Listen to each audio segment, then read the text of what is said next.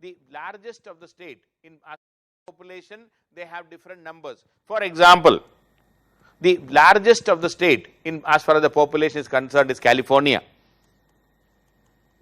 They have 50 states. One such state is California. In House of Representatives, it is a large state, largest population. House of Representatives California has 53 members, 53 MPs in House of Representatives, and in Senate there are 2 members. The total number of MPs from California are 55. So the electoral college members are also 55. So the electoral college members, there can be 55 members in the electoral college from California. California will send 55 members to the electoral college. Okay, say Texas, 38 members in the electoral college, that means 36 House of Representatives are there, 2 Senate members are there. So that equivalent number, so there are electoral college members from Texas is equal to 38. Okay, Florida 29. Like this, we have different states, different population, and different number of people are sent to the electoral college. So one aspect is sending the people to the electoral college. 538 electoral college members are there. Then, now when is the election? Now let me just talk about when are these people going to vote. Okay, election is fixed. The election day is fixed.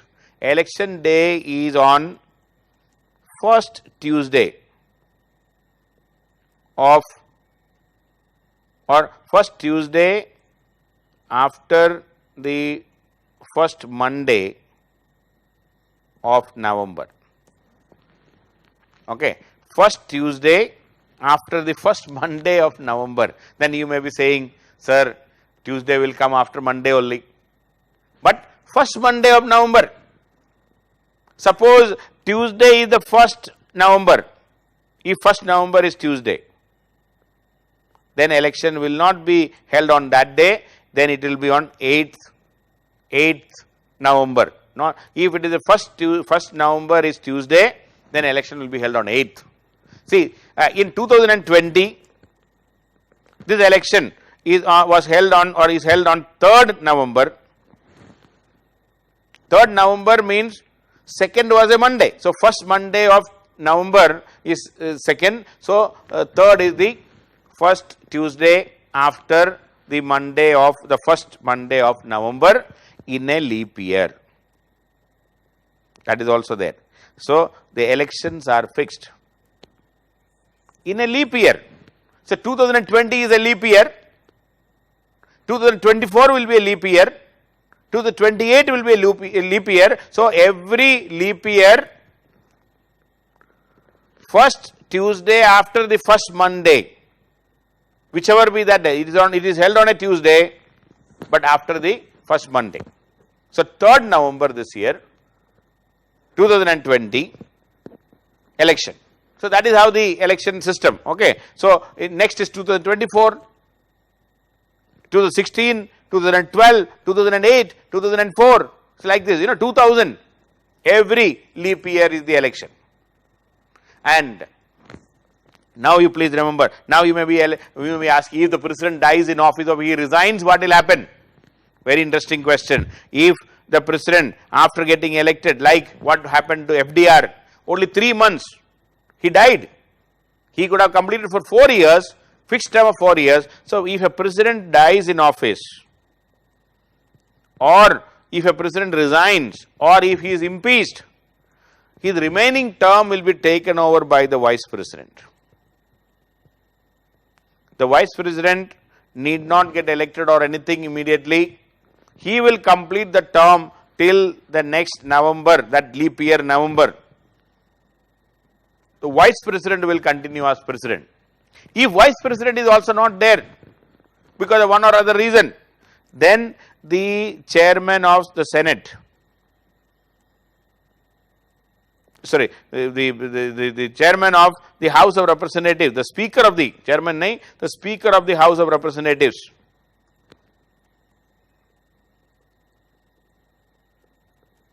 House of Representatives will take over. If he is also not available. Nancy, is right now Nancy. So if she is not available, then the deputy chair or vice president is the the presiding officer of the Senate. So the deputy presiding officer of the Senate, deputy chairman Senate. If all the four are not there, then Secretary of State.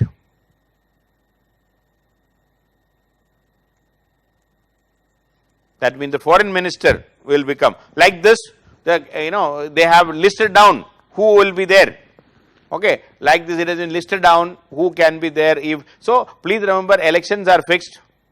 If the president dies, vice president will take over. If vice president is not there, speaker of the House of Representatives will take over. If all the three are not there, deputy chairman Senate will take over, and koi nahi hai, then Secretary of State. Like this, the sequencing is made. So then after that, various cabinet ministers will be. When that sequence is mentioned, we don't have to know that exactly. Don't worry. Okay, so that is the situation as far as the election. Now, electoral college. Coming to the electoral college, very interesting thing. Let me tell. So any state, the American election system is quite unique. The uniqueness is not only you have to win, it's not that you have to win the popular vote. Popular vote is not sufficient. Popular vote is not the issue. You have to win the states.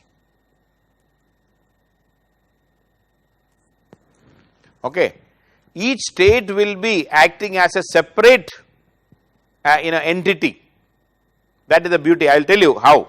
See, I said, say Florida.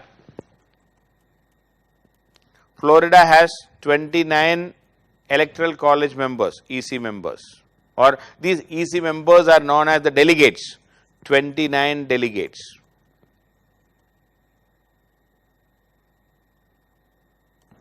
So when the elections take place, you and me as an voter, how will we vote? See, the voters will be given in the ballot paper the name of the candidates, the Democratic Party candidate, say Joe Biden, the Republican Party candidate, the Donald Trump, or whoever it is, okay, and all other candidates, whoever are there can be other candidates also. It's not that only two can be contesting, there are many more candidates. All names will be there. You are voting, suppose you vote for Biden as a ordinary voter, but you did not, your vote is not finally counted. You are voting when for Biden means you are voting for the delegates who will represent that state in the electoral college. So when you vote, ultimately, so now these votes are counted, whether it is for Biden or Trump, it is counted in Florida, and whoever gets a maximum number of votes, whoever gets maximum majority of the votes, whoever gets majority,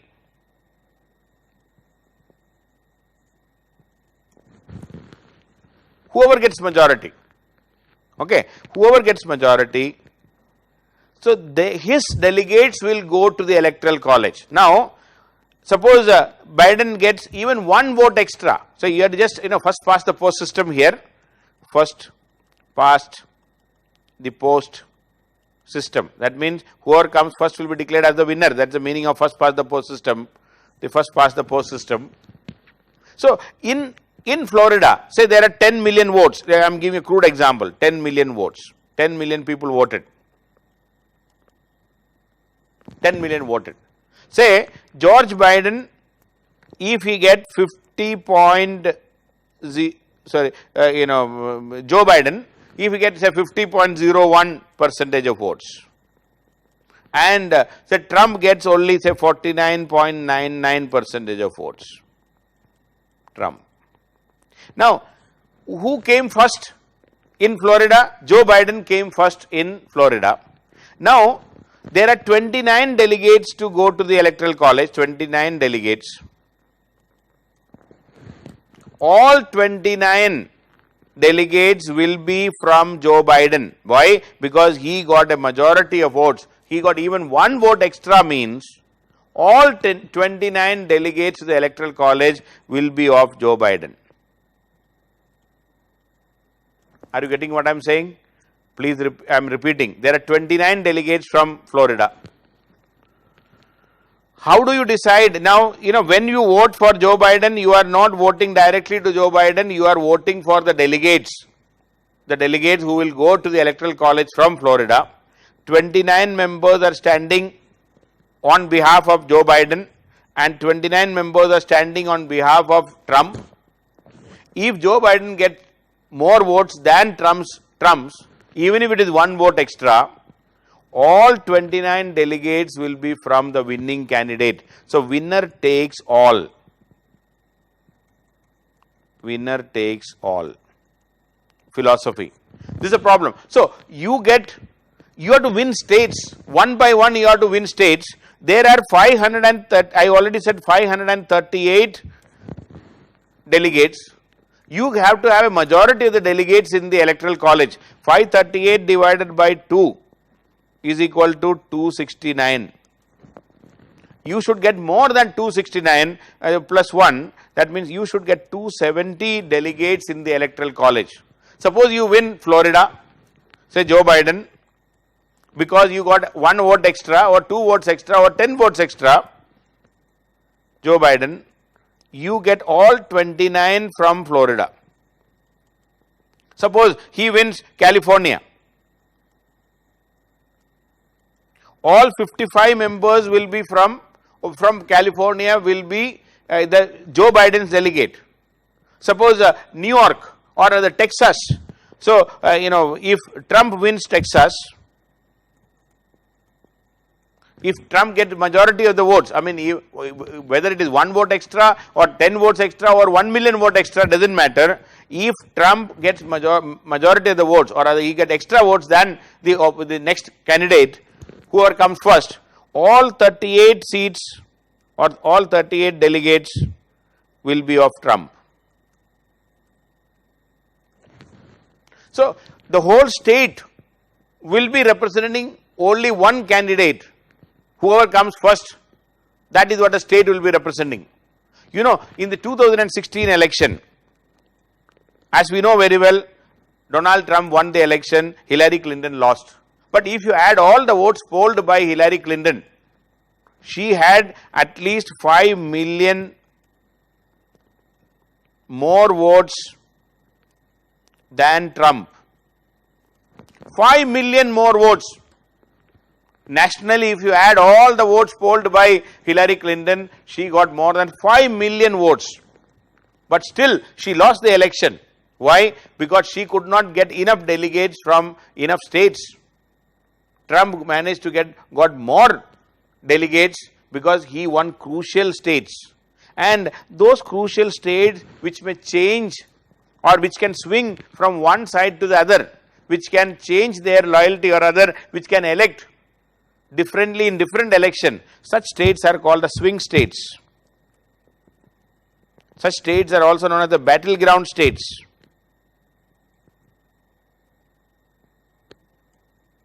The swing states or the battleground states.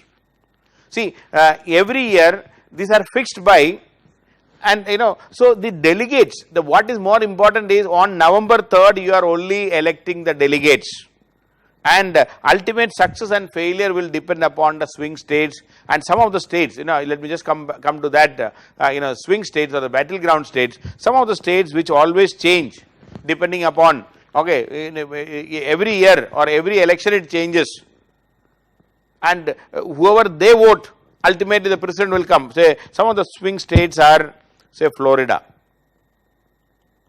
another is Pennsylvania,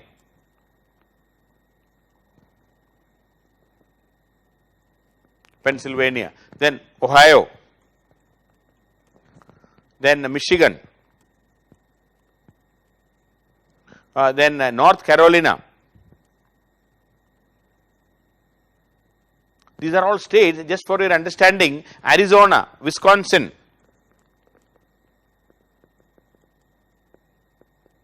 See, these are the states which you cannot predict right now. But other states like California, it's always with Democrats. There are many states which are always with one side, like most of the time New York always with Democrats. But there are certain like Florida, it swings, it switches. See, Florida has 29 seats, 29 delegates.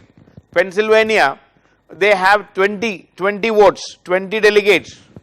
Ohio has 18. Michigan, they have 16. North Carolina, they have 15. Arizona, they have 11. Wisconsin, they have 10. So, these states, these are the most crucial in the American election right now. If you add all these things, 119 delegates will be there. In the last election, 2016 election, all these states, 1, 2, 3, 4, 5, 6, 7, all these 7 states, in all of them, Trump won. He got some extra vote, in some places just 10,000 extra votes, 5,000 extra votes. So, Trump won in all these swing states in 2016, and that is why he was able to overcome. See, 119 votes suddenly came into the kitty of Trump. Otherwise, the Democrats and the Republicans have almost other states are equally divided. That is fixed. Not much changes. Whether it is California, whether it is New York and all, it will never change. Always with the Democrats. But these swing states, all of them swung in favor of Trump. In fact, in 2012 election,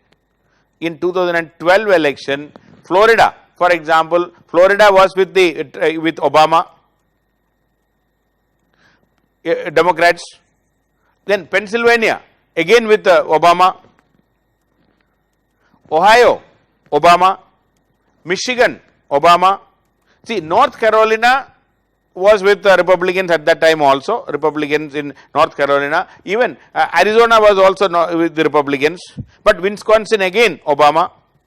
So, this has actually made the difference in the 2016 election. This whole state, the winner takes everything, winner takes all. Nothing is left for the losing candidate. That is the problem. That is the challenge in the American presidential election. That is why even if you have popular vote, even if you have more votes, popular votes you may have more, but still you may lose the election. In 2000 election also the same thing happened, and at that time again Democratic candidate lost. The Republican candidate George Bush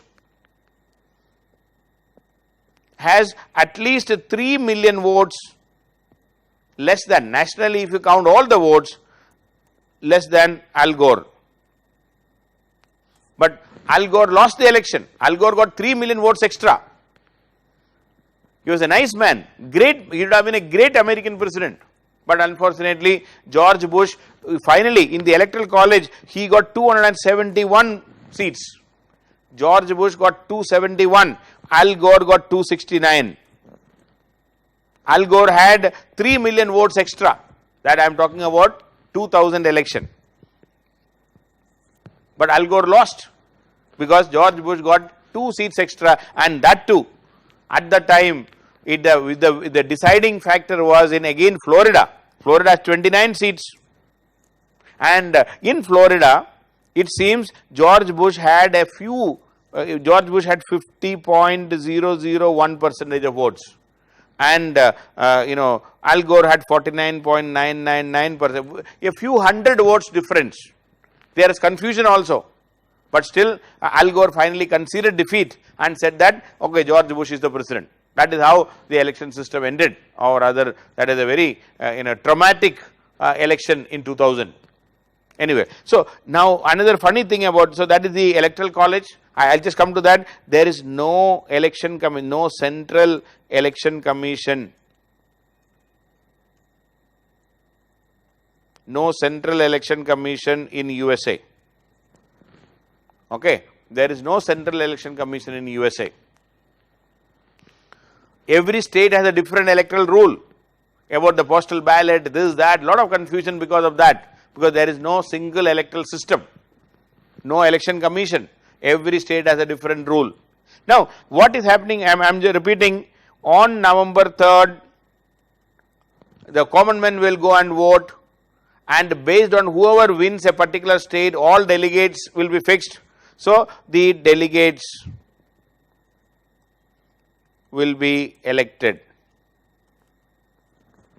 These delegates normally will be sitting, the meeting of the delegate, the electoral college members will meet around December 15th, 2020 we can say, they meet, and depending upon who, see on November 3rd itself we will come to know who got majority, more than 270 members, 270 electoral college members, whoever got the majority, they won around 15th of December 2020, the the electoral college members will sit and elect the president.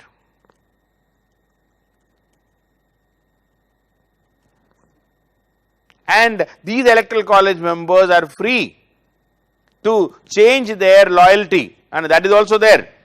Okay, these members who, if they change, suppose I am one among the 29 members from Florida for Joe Biden, but if I decide to switch side in the election time in the electoral college on December 15th when I have to vote, I may change, I have the right. I am not bound to vote for Joe Biden. That is also there. In the 2016 election, there were 7 electoral college votes who changed their preference. They changed.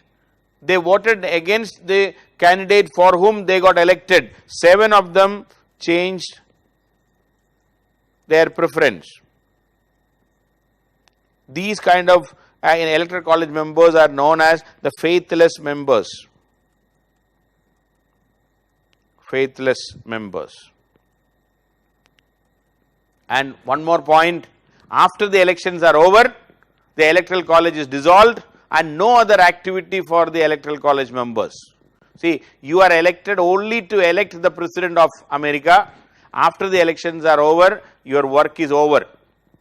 After the elections are over, no other activity for you, and the electoral college cease to function, electoral college function is over, and you have no other activity, and the electoral college is dissolved. Okay, electoral college only during the election time. Okay, so that is how these these electoral college members are elected, and so whoever gets 270 will be elected. Or in an election day by the electoral college, maybe around 15th of December. And then one more point I would like to add, this election by the electoral college will have to be ratified by the Senate around the first week of 6th of Jan. The Senate will approve,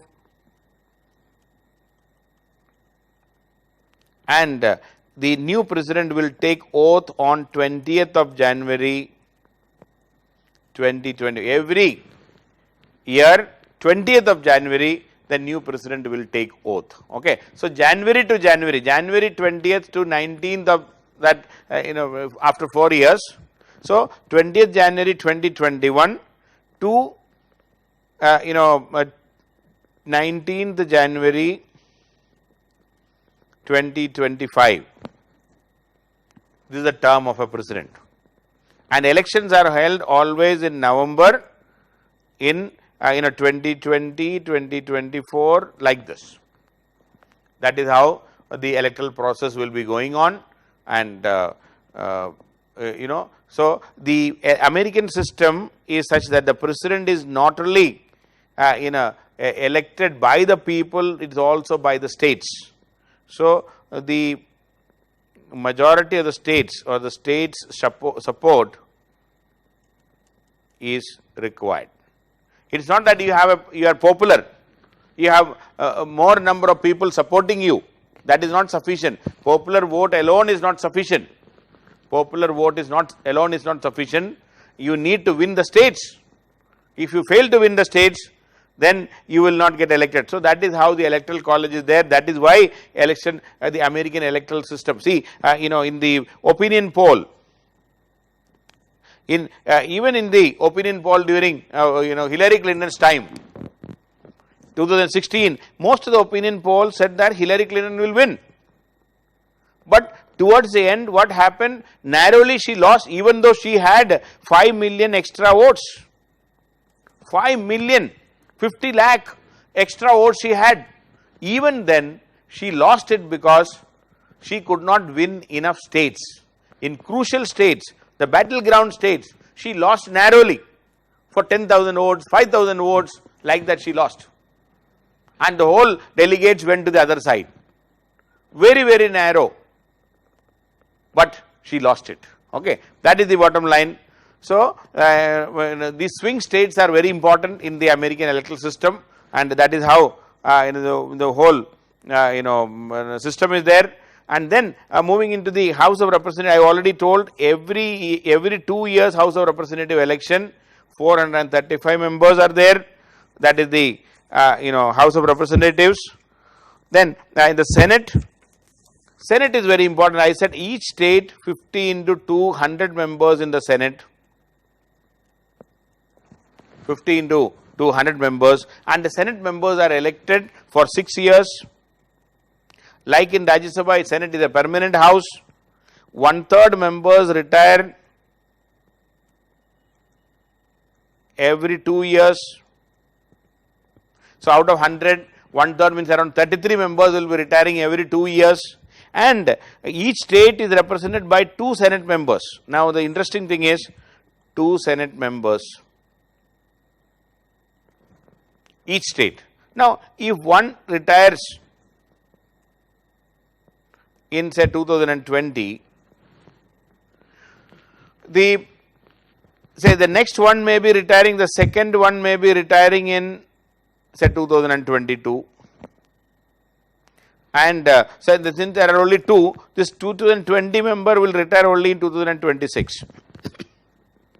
Then, so in 2024, no election for Senate from that state. No election for Senate from that state. 2022 fellow will retire in 2028. So 24, no election for a Senate member from the, and here also the upper house also, the most important thing is everybody has a vote. I mean, like we are not electing the Rajya Sabha members. The MLAs are voting for Rajya Sabha members in India. But in the US, common man will vote. So during the election time, the Senate member, they are elected for 6 years. Each and every voter in a state has a vote. So the whole state will vote for the senator. The whole state will vote. So there is only 2 members. Say in 2020, if a Senate seat is vacant in say California, candidates from Democrats, Republican Party, everybody will be there. All of us will have a vote. So the vote is for the whole, suppose 50 million population in California, all 50 million who has votes, whoever has in the voters list, they can choose one Senate member. It is for 6 years, directly elected. See, American Senate member is directly elected and they are for 6 years, directly elected, 6 years. They are representing the whole state. Like the Lok Sabha member or the House of Representatives will be representing a small constituency. Here he is representing the whole state.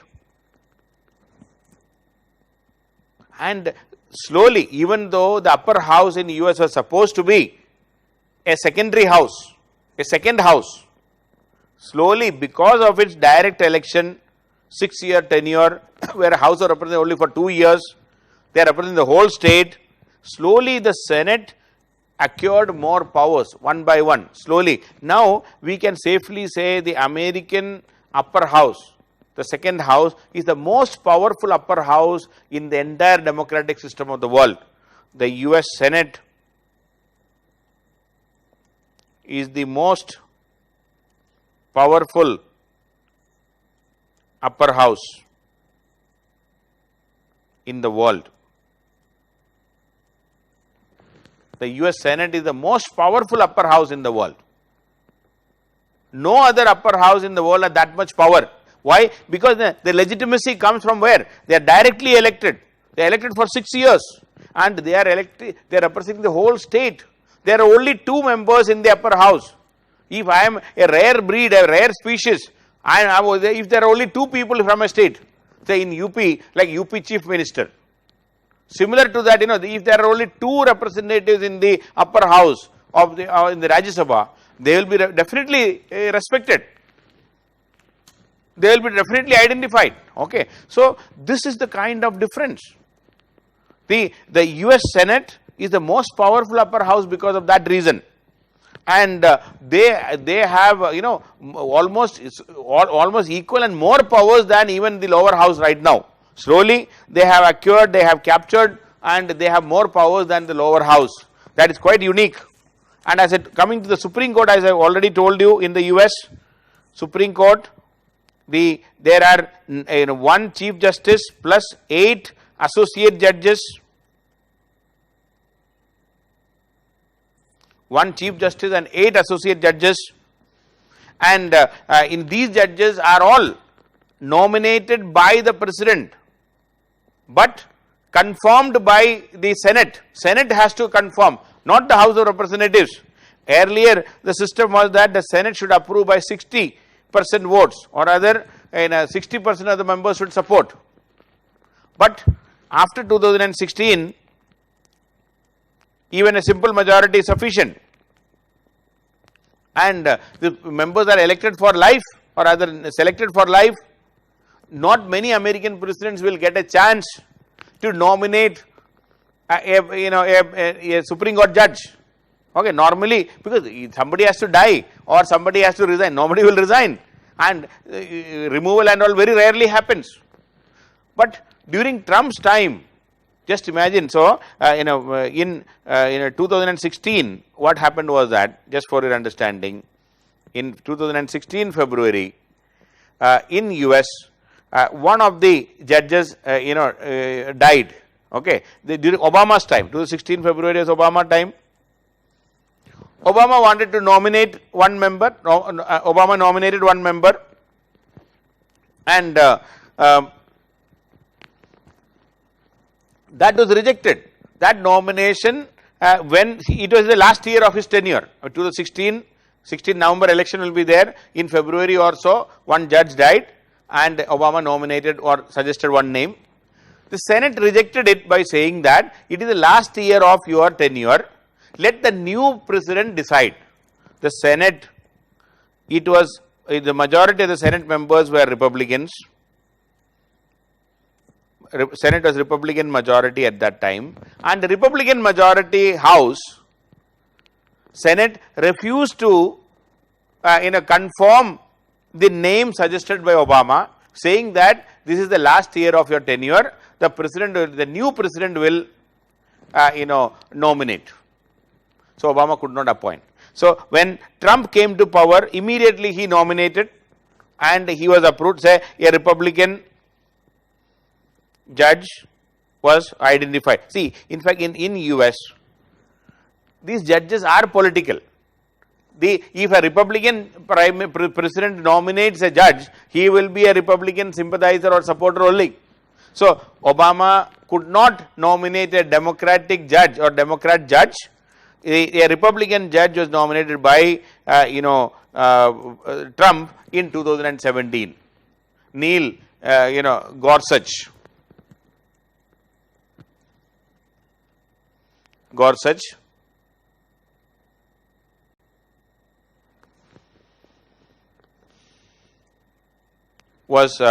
nominated, and the Senate approved.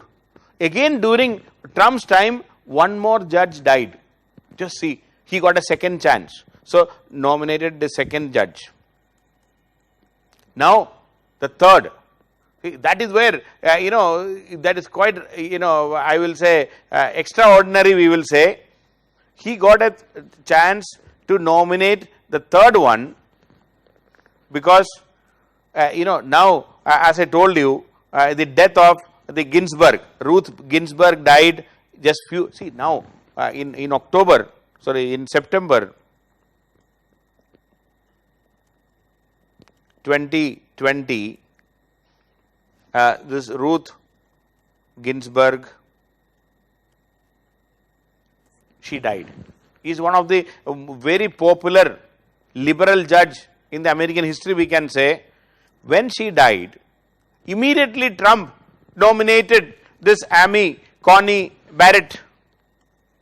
He immediately nominated Amy Coney Barrett, and the Senate. Now Senate is again Republican majority. Now they are more than happy to confirm this name. In 2016, the same Republican majority Senate said the next president should nominate. Now what are they doing? When this this Ruth Ginsburg died only in September, just 2 months before the election, the Republican majority Senate is saying they will confirm the Republican candidate again. So this Trump could manage or could nominate 3 judges in his term. In one term itself, he nominated 3. Very, very rare it happens. But that may be a big problem for America in future, because these judges, they will, so now in the next many decades, there may not be any nomination. These 3, next term or next 10 years, there may not be any nomination, because now 3 new judges have come now only in the last 2-3 years. And now the situation is such that if once this Amy Coney Barrett is also confirmed, once she takes charge, what is happening in American system is, out of the 9 judges, 6 of them are Republicans. Only 3 will be liberals or Democrats. Only 3. 6-3 majority will be there for the Republicans.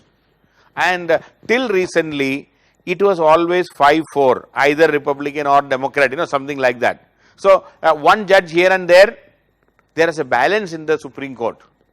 See, American judges appointment is political. Please note, in India we want apolitical judges to come, but in US they are political, but they are confirmed. Just see, it is not a secret appointment and all. The president nominates, the Senate will have to approve, and they will discuss threadbare, and questions will be asked. The hearing will be there, public hearing will be there, questions are asked, they ask about their opinion on various issues. Like this Amy, Coney Barrett is asked about her opinion on the women's rights, the black rights, the Black Lives Matter, and they ask about abortion, what is your opinion on gay marriages? All these questions, these are all big questions in the society, in American society today. What is your opinion on the police brutality? What is the opinion on the guns, the free gun, this, that, all questions. So they try to understand what is their opinion, what is the opinion of these candidates. Full threadbare discussion on their character. That is how they are elected. And so Supreme Court judges are nominated by the president but confirmed by the Senate. Earlier it used to be the 60% majority was required, and 3/5 majority was required, 3/5 majority. But now even if just simple majority is sufficient. Okay, so that is the situation. And then in the American system, please remember, there are complete separation of judiciary. That means there is a separate federal judiciary and there is separate state judiciary. Okay, in India we have a unified judiciary. They have a separate federal judiciary and a separate state judiciary. And federal judiciary will deal with the federal laws and state judiciary will deal with the state laws. And the federal judiciary below that, this is a federal judiciary, the Supreme Court. Below the Supreme Court there is a court of appeal. See, the final appeal of all federal cases, they will not come to the Supreme Court, they will come to the court of appeal. The Court of Appeal is below the Supreme Court, and below the Court of Appeal there are federal district courts, which will be dealing only with the federal law. Similarly, for the state, they have their own state Supreme Court. The highest court will be there, and all state laws final appeal is in the state judiciary itself. The final appeal of all state laws, final appeal of all cases related to state laws in the state judiciary, the state Supreme Court. Final judgment will be there in the state itself, it will not come to Supreme Court. Okay. So, there is there is a complete separation of judiciary, okay, separation of state judiciary and the federal judiciary is there. Now, coming to some of the, now let me talk about a bit of comparison between Indian and the American system. Of course, we were talking many things. American system is the most complex, that is why I am spending more time. Other things are more simple, like British system and all, not much complexity, we do not require also. So, coming to the comparison, we can always say some of the similarities,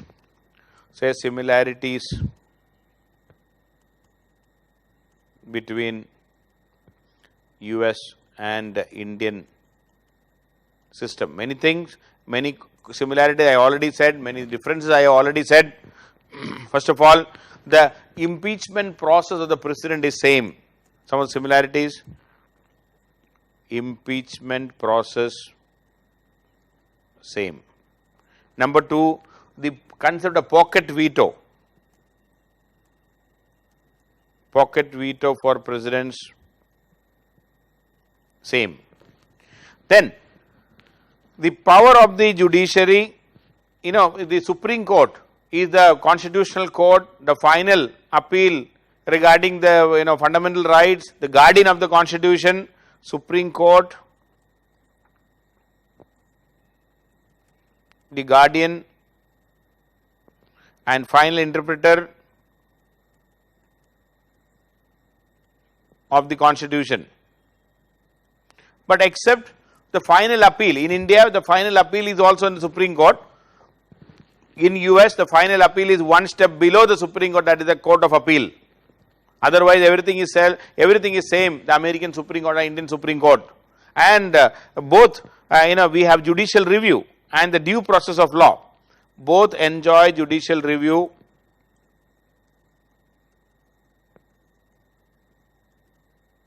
and due process of law. Judicial review and due process of law. Both enjoy judicial review and due process of law.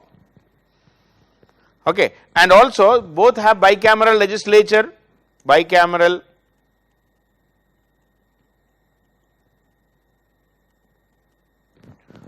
have bicameral legislature, and the upper house, the Senate and Rajya Sabha, both are the representative of the states. The upper house, the representative of the states. Upper house is the representative of the states. Vice President is the ex officio chairman of the Rajya Sabha. Vice President, ex officio chairperson of the upper house.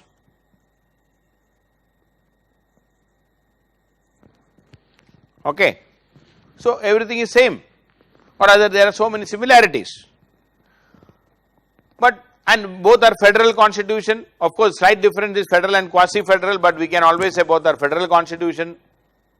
We have a Bill of Rights, Americans have Bill of Rights, we have fundamental rights. So we can talk about federation, we have a Bill of Rights, federation, we can talk about Bill of Rights, we have fundamental rights. So many similar. Now coming to the differences, at every level, the question may be, you compare the legislative alone or executive, like that, there may be, or federation. Compare the American federation with Indian federation. Compare the American judiciary with Indian judiciary, like that. So, just one more thing in judiciary, I just forgot to mention. Let me just remind you, a very interesting thing about American judiciary is, even though the federal judges or the Supreme Court judges are, nominated and then approved by the Senate, in the lower house, in the lower house, in the lower judiciary, from the district courts and all, and other lower judiciary, almost 87% of judges are elected. Meaning, in most of the states, in most of the states, these judges, there is a, these judges are elected, the state court judges. American political system in the judiciary, federal judges are appointed, I know, but nationwide if you look, 87% of the judges of all the state courts are elected, and at least 39 states elect at least some or other judges.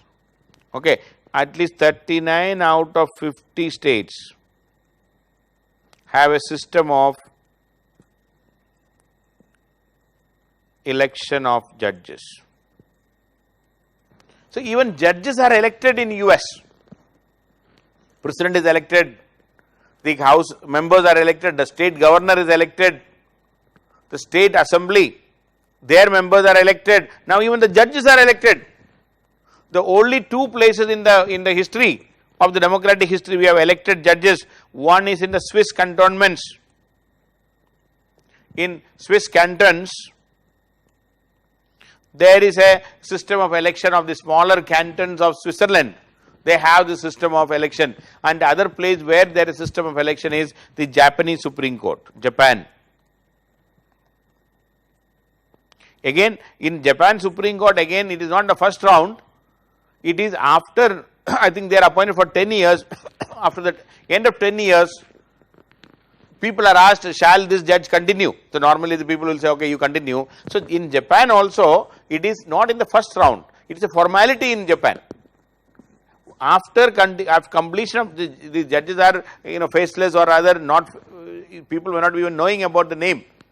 Now, after some time, after 10 years, if people are asked, shall this judge continue? Most people will say, yes, we don't know him, so you continue, like that. Anyway, so in Japan also it's a formality, but in US, at least 89 or rather 87% of the judges in the state judiciary, the state courts, are elected. So, elected judges is a very unique thing that is found in US. So, there is a difference between Indian and the American system, we can definitely say. Now, coming to the differences between Indian and the American system.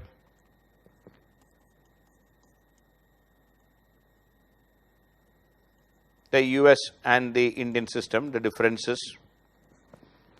First of all, Indian Union. We know that India that is Bharat, Article 1, India that is Bharat is a union of states, America is a federation of the states, and we know in the Article 1 itself we said these states are destructible, the union parliament can change the boundary, alter the name, increase the size, decrease the size, everything can be done. So, Indian states, or rather we know that India is an indestructible union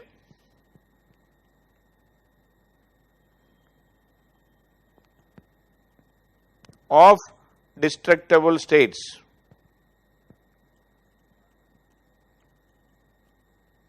India is a union of or indestructible union of destructible states. The state boundary can be changed, we can change, but in US, the states are also indestructible.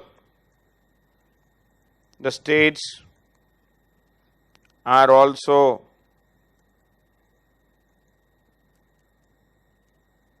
indestructible, and the union, the center cannot change the boundary of the states.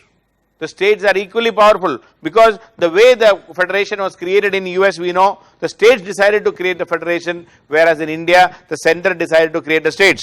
So that is why there is a difference in the creation of the states. That is number one. So India is a union of states, indestructible union of destructible states.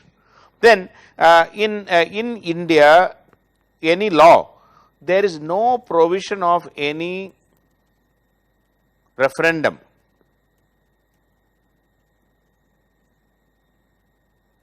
That means there is no provision of asking to the people any change in the law and all, no provision of referendum in our Indian constitution, but in US there is a provision for referendum, especially on certain cases like constitutional amendments. If required, see, I already said both the houses should pass with 2/3 majority plus 3/4 of the states should approve, 38 out of the 50 should be approving, but even then there is a provision for referendum in US which is not there in India, no provision for referendum in India. But in US there is a provision for referendum also. Then in US we have the presidential form of government.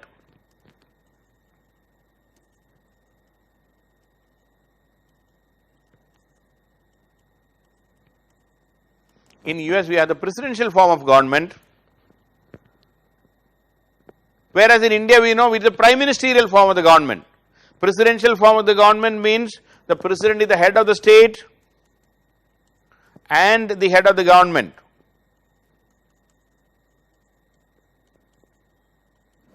President is the head of the state as well as the head of the government. That is the presidential form. In prime ministerial form, parliamentary form of democracy, what is that?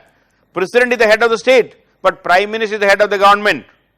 And two cardinal principles of the prime ministerial form or the parliamentary form of government. The council of ministers are responsible to the lower house of the parliament.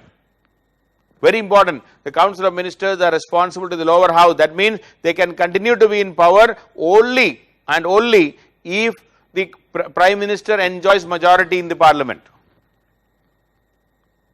So, presidential form and prime ministerial form totally different.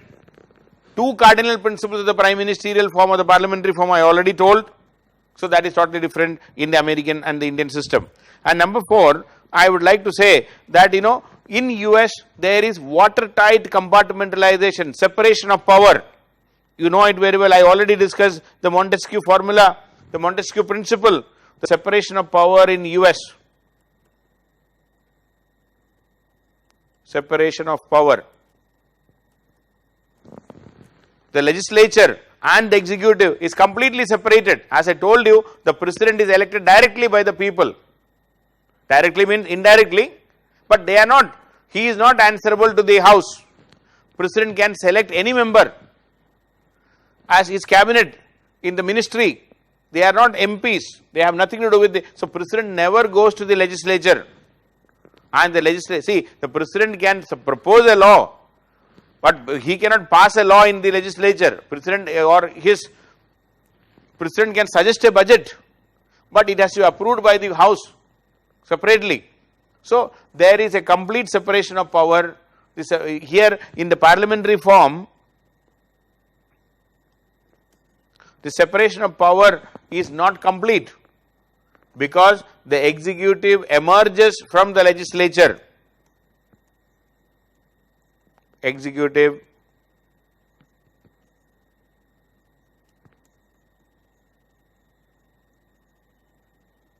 emerges from the legislature.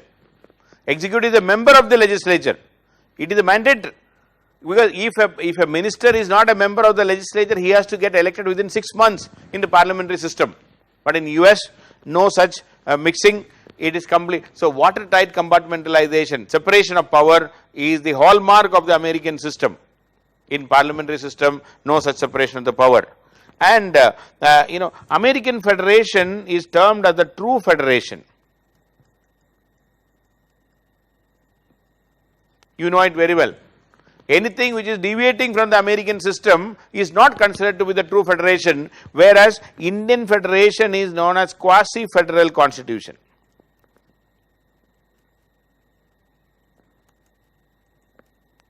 Indian system is quasi-federal.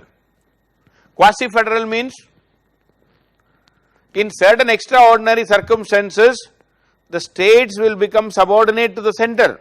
Okay. In India, in certain extraordinary circumstances, the states become subordinate to the center. The states become subordinate to the center. So that is the difference. And the American system is known as a true federation. And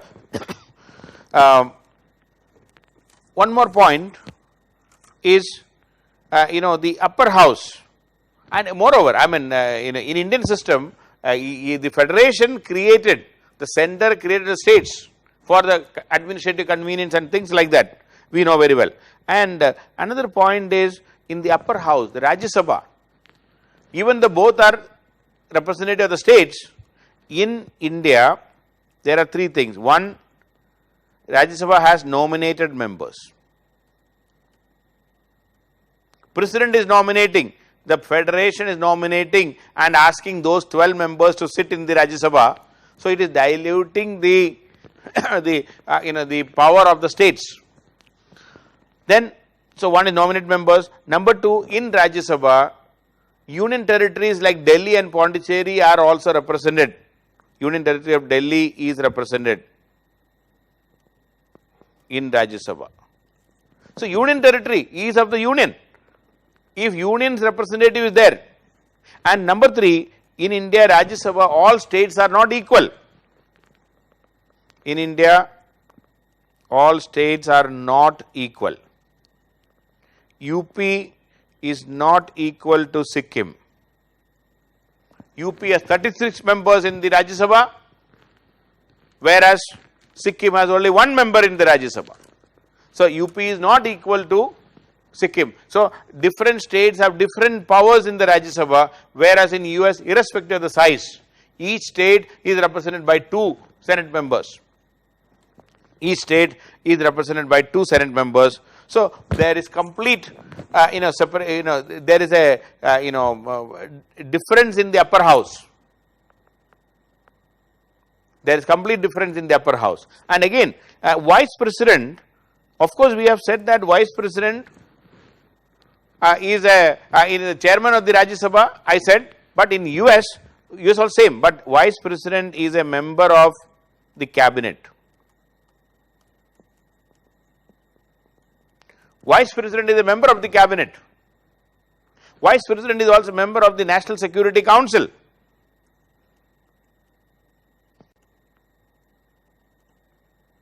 Vice president is also a member of the National Security Council. Whereas in India, vice president has no other work other than the chairman of the Rajya Sabha and wait for the president to to die or having to retire or something. Otherwise, no activity. Vice president has no work. Vice president has no work except presiding in normal times. But in US, vice president is also a member of the cabinet.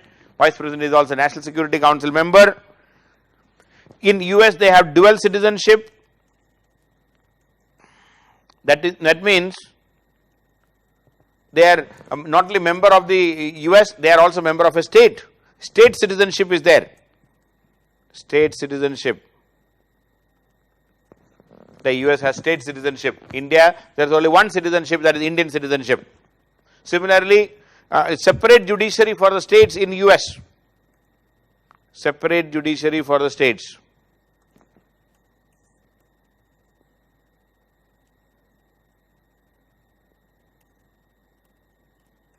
And I already mentioned in the judiciary, please remember, in India we have advisory jurisdiction. In India, advisory jurisdiction, but in US it is not there. No advisory. Okay. And the residuary powers are with the states in US. The residuary powers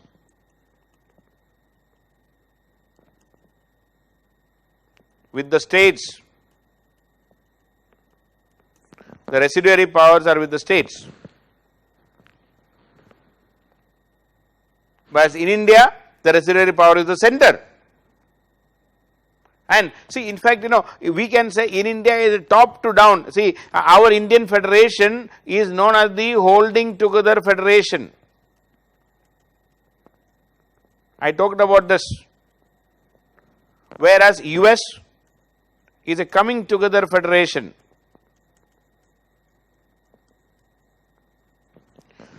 The states came together to form the federation. The states decided to create the federation. So totally different. So these are some of the differences between or the Indian system and the American system.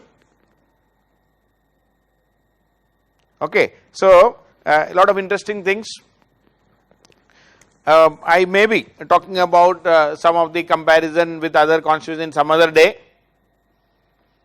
So this American system is the most important thing. That is why I have discussed. I will be picking up some questions also for you from right now. But don't ask too many questions unnecessarily. I know some of the things may be a bit complex because I talked about the American delegates and things like that, but control your emotions while asking questions. Please control. Okay. So tomorrow in the next class there will be a live class by Manish. Then there is a on